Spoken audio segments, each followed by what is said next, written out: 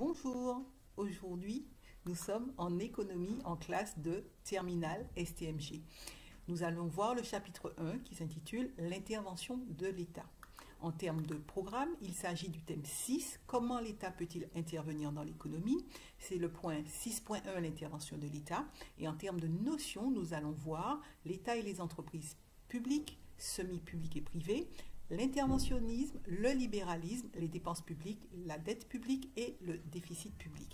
Pour voir ces notions, nous allons suivre le point suivant. Petit 1, le rôle de l'État, puis nous allons apprécier en deux le degré d'intervention de l'État dans l'économie, puis comprendre le budget de l'État et enfin distinguer le déficit public de la dette publique. Bien, tout d'abord, nous allons voir le rôle de l'État. Alors, deux grands aspects, deux grands rôles de l'État. Tout d'abord, l'État, le rôle minimal de l'État, ce sont les fonctions dites régaliennes.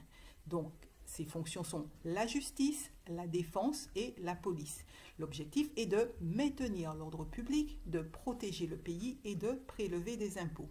Maintenant, en ce qui concerne le second rôle de l'État, on appelle ça l'État-providence. Alors, l'État-providence au sens large, c'est l'ensemble des interventions économiques et sociales de l'État. Mais dans un sens plus restreint, il peut s'agir uniquement de l'intervention de l'État dans le domaine social, particulièrement à travers le système de protection sociale. Ce qui nous concerne aujourd'hui, c'est l'État-providence au sens large, c'est-à-dire l'ensemble des interventions économiques et sociales de l'État. Cela s'exprime à travers trois fonctions: la fonction de régulation et de stabilisation, la fonction d'allocation des ressources et la fonction de redistribution. En ce qui concerne la fonction de régulation et de stabilisation, l'objectif est de maintenir l'activité économique à un niveau satisfaisant.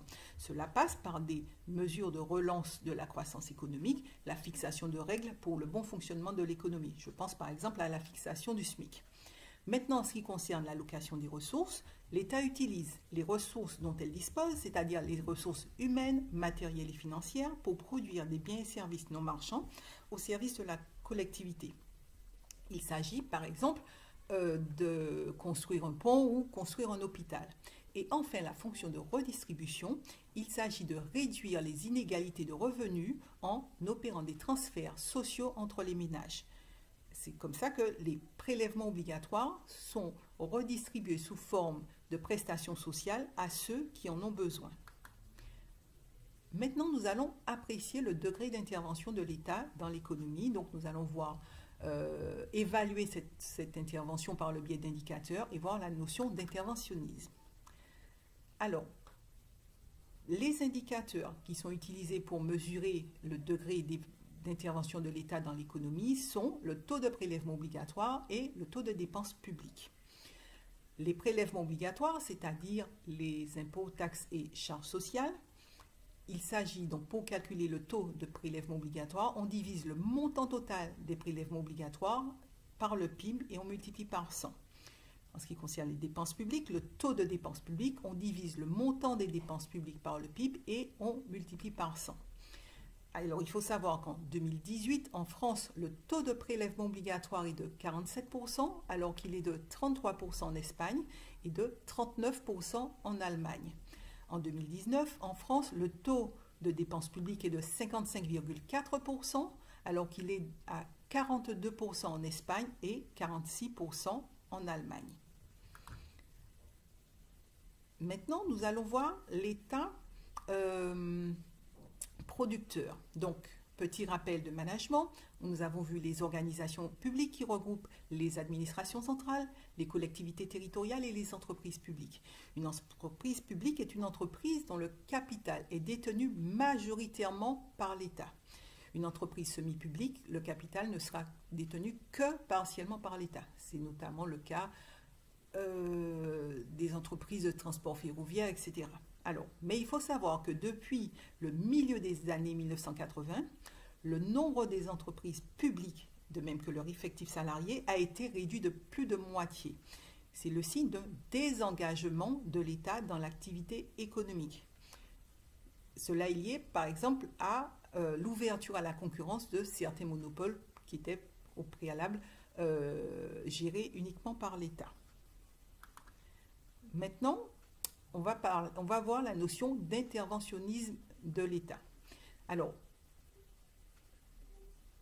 en économie, l'interventionnisme est une politique qui préconise l'intervention des pouvoirs publics dans la vie économique d'un pays. Alors, l'interventionnisme s'oppose au libéralisme. Le libéralisme estime que les libertés économiques sont nécessaires au bon fonctionnement de l'économie et que l'intervention de l'État doit y être aussi limitée que possible. Alors, par exemple, Adam Smith, qui est un économiste classique fondateur du libéralisme, et pour lui, seule l'efficacité du marché permet la satisfaction du plus grand nombre. La recherche des intérêts particuliers conduit en fait à l'intérêt général. C'est ce qu'il appelle le mécanisme de la main invisible. Et pour lui, l'État n'a pas à intervenir sur le marché puisque celui-ci se régule naturellement. Et pour Adam Smith, l'État doit se cantonner à des fonctions dites régaliennes, c'est-à-dire armée, justice, police, pour protéger les citoyens des violences et des injustices. Bien. Maintenant que nous avons vu donc l'interventionnisme et le libéralisme, il va s'agir pour nous de comprendre ce qu'est le budget de l'État. Alors, il faut savoir que le budget de l'État, c'est le même principe que budget normal, c'est-à-dire c'est comme votre budget à vous. Il y a des recettes et des dépenses, et quand le budget n'est pas en équilibre, cela peut induire un certain nombre de problématiques. Bien, alors, tout d'abord, comprendre le budget de l'État. Donc, l'État a des recettes et des dépenses. En ce qui concerne les dépenses publiques, elles correspondent à l'ensemble des dépenses, donc des administrations publiques, c'est-à-dire ce qu'on a appelé l'administration centrale, les ministères, le pôle emploi, les universités, etc. Les administrations locales, qu'on a également appelées collectivités territoriales, les administrations de sécurité sociale, hôpitaux, URSSAF, etc. Et le versement de prestations sociales par les administrations publiques pour couvrir les risques sociaux, c'est-à-dire maladie, vieillesse, chômage et précarité. Alors, je vous ai mis un schéma, un graphique qui permet de comprendre le budget de l'État et vous avez donc les dépenses de l'État par nature.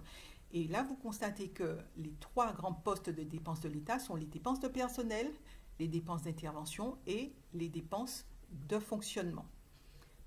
De même, je vous ai mis une vue qui concerne les recettes du budget général de l'État. Et donc là, vous constatez que la TVA est la principale recette de l'État, suivie par les impôts sur les revenus et les impôts sur les sociétés. Alors, juste pour rappel, l'impôt est un versement obligatoire et sans contrepartie aux administrations publiques, alors qu'une taxe, c'est une somme que doit payer le bénéficiaire d'une prestation fournie par les services administratifs ou les établissements publics. Je pense par exemple à la taxe audiovisuelle ou à la taxe sur les ordures ménagères. Bien. Alors, maintenant, il s'agit pour nous de différencier déficit public et dette publique. Le déficit public, c'est quand les recettes ne sont pas égales aux dépenses. C'est-à-dire que les recettes publiques sont insuffisantes pour couvrir les dépenses publiques. Le solde public est négatif. Donc cela correspond à un déficit public. Donc soit les recettes publiques sont supérieures aux dépenses publiques, on est sur un excédent public, le solde est positif, soit les recettes publiques sont inférieures à la dépense publique et on est sur un déficit public, c'est-à-dire que le solde est négatif. Depuis 40 ans, les recettes publiques sont insuffisantes pour couvrir les dépenses. Donc la France est en situation de déficit public. Bien. Alors, attention, il ne faut pas confondre le solde public et le solde budgétaire, c'est-à-dire le solde des administrations centrales. Le solde budgétaire, c'est les recettes de l'État moins les dépenses de l'État. Bien. Maintenant, la dette publique. Donc, les administrations publiques financent chaque année leur déficit public, c'est-à-dire le fait que leurs dépenses soient supérieures à leurs recettes grâce à des emprunts. Le cumul de ces emprunts forme la dette publique. Les administrations publiques doivent donc rembourser cet emprunt et payer des intérêts que l'on appelle la charge de la dette. Donc, chaque déficit public annuel engendre donc un nouveau flux d'emprunts qui vient nourrir le stock de dette publique. Donc, en fait, on dit que la dette publique est un stock parce qu'en fait, il s'agit du cumul des emprunts qu'aura contracté l'État. Bien, donc nous en avons terminé et juste un petit nuage de mots pour voir les mots importants de l'intervention de l'État.